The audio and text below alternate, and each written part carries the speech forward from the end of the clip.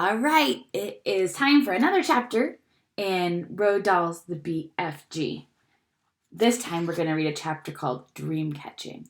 So we just read about them going to Dreamland, and now it's called Dream Catching. So I think that gives us a really good clue about what's going to happen in this next chapter. Let's read. The big friendly giant puts the suitcase on the ground. He bent down low so that his enormous face was close to Sophie's.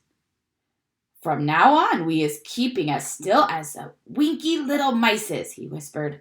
Sophie nodded. The misty vapor swirled around her. It made her cheeks damp and left dewdrops in her hair. The BFG opened the suitcase and took out several empty jars. He set them ready on the ground, with his screw tops removed. Then he stood up very straight. His head was now high up in the swirling mist, and it kept disappearing, then appearing again. He was holding the long net in his right hand. Sophie, staring upwards, saw through the mist that his colossal ears were beginning to swivel out from his head. They began waving greatly to and fro. Oh yeah, remember he has those big ears that can hear all sorts of different things. Suddenly, the BFG pounced. He leaped high in the air and swung his net through the mist with a great swishing sweep of his arm. "Got him!" he cried. "A jar! Quick, quick, quick!" Sophie picked up a jar and held it up to him. He grabbed hold of it. He lowered the net. Very carefully, he tipped something absolutely invisible from the net into the jar.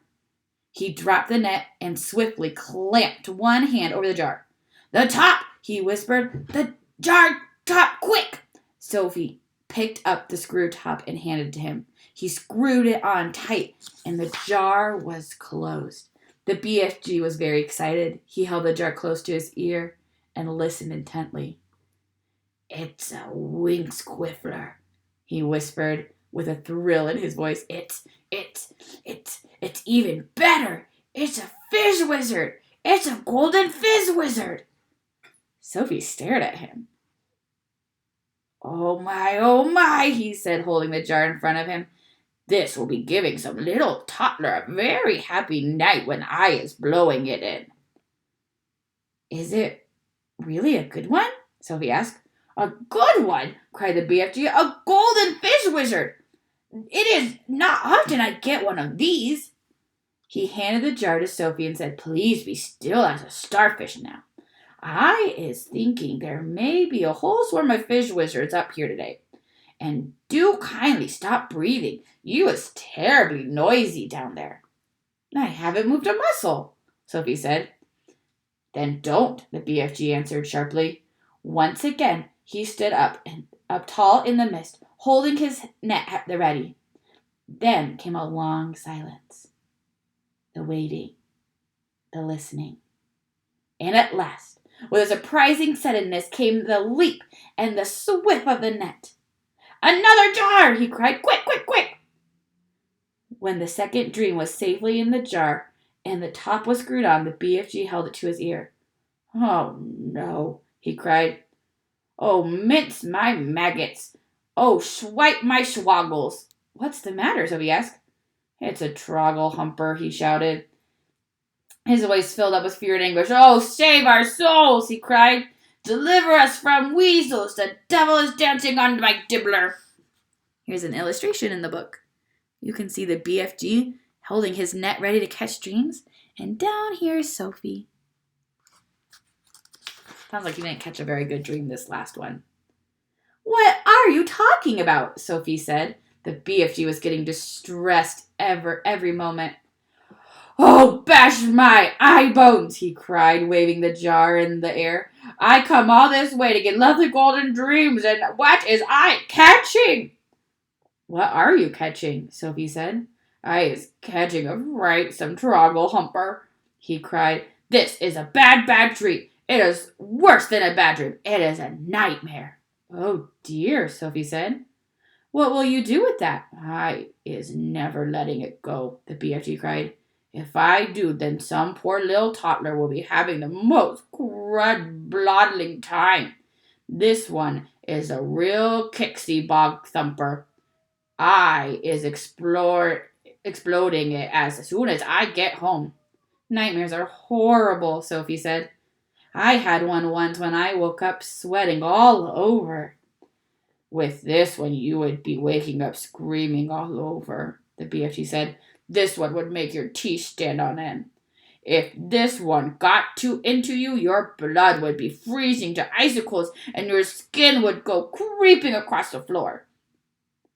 Is it as bad as that? It's worse, cried the BFG. This is a real whoopsie gobswitcher. You said it was a troggle humper, Sophie told him.